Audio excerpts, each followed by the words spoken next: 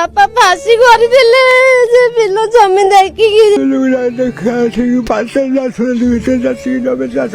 ଆଜି ଦୈବ ଦୁର୍ବିପାକର ଶିକାର ହୋଇଛନ୍ତି ଓଡ଼ିଶାର ପୁରପଲ୍ଲୀରେ ରହୁଥିବା ଲକ୍ଷ ଲକ୍ଷ ସଂଖ୍ୟକ ଚାଷୀ। ଆପଣମାନେ ବି ଭିଡିଓଟିକୁ ସେୟାର କରନ୍ତୁ। ସାଧାରଣ ଲୋନ୍ ବା ଟଙ୍କା ଉଦ୍ଧାର ନେଇ ସେମାନେ ଯେଉଁ ଖରିଫ ଋତୁରେ ଧାନ ଚାଷ କରିଥିଲେ, ଚଳିତ ବର୍ଷ ବା 2024 ମସିହା ଡିସେମ୍ବର ମାସ 19 ତାରିଖରୁ ନେଇ 25-26 ତାରିଖ ପର୍ଯ୍ୟନ୍ତ ଲାଗି ରହିଥିବା ଲଗାଣ ବର୍ଷାର କାରଣରୁ ଆଜି ସେମାନଙ୍କ ଫସଲ ଧ୍ୱସ୍ତ ବିଧ୍ୱସ୍ତ ହୋଇଯାଇଛି। କାହା ମନରେ ଆଜି ପ୍ରଶ୍ନ ଯେ ସେମାନେ ଟଙ୍କା ସୁଝିବେ କେମିତି? କାହା ମନରେ ପ୍ରଶ୍ନ ଯେ ବର୍ଷ ଯାକର ରୋଜଗାର ସେମାନଙ୍କ ହାତରୁ ପଳେଇଛି, ସେମାନେ ନିଜର ଗୁଜାରଣକୁ ମେଣ୍ଟେଇବେ କେମିତି? ଯଦିବା ସମଗ୍ର ରାଜ୍ୟବାସୀଙ୍କୁ ମୁଖ୍ୟମନ୍ତ୍ରୀ ନିଜର ଉଦ୍ବୋଧନରେ କହିଛନ୍ତି ଡିସେମ୍ବର ମାସ 30 ତାରିଖ ସୁଦ୍ଧା କ୍ଷୟକ୍ଷତିର ଆକଳନ କରି ରିପୋର୍ଟ ଆଣି ସବମିଟ୍ କରିବା ପାଇଁ, କିନ୍ତୁ ଏବେ ବି ଆକଳନ କରିବାର ପ୍ରକ୍ରିୟାଟା ଜାରି ରହିଛି। 30 ତାରିଖ ସୁଦ୍ଧା ସତରେ କ'ଣ କ୍ଷୟକ୍ଷତିର ଆକଳନ କରାଯାଇ ପାରିବ କି? ଏବଂ ଯେଉଁ ଚାଷୀମାନେ ଫସଲ ବୀମା କରିଛନ୍ତି ସେମାନଙ୍କୁ ସେମାନଙ୍କ ଅର୍ଥରାଶି ଠିକ୍ ଭାବରେ ବୀମା କମ୍ପାନୀ ତରଫରୁ ମିଳିପାରିବ ତ? ସରକାରଙ୍କ ତରଫରୁ ଆଜି ବି ପ୍ରଶ୍ନର ଉତ୍ତର ଅପେକ୍ଷାରେ ସାଧାରଣ ଚାଷୀଟିଏ। ଜୟ ଜଗନ୍ନାଥ, ବନ୍ଦେ ଉତ୍କଳ ଜନନୀ।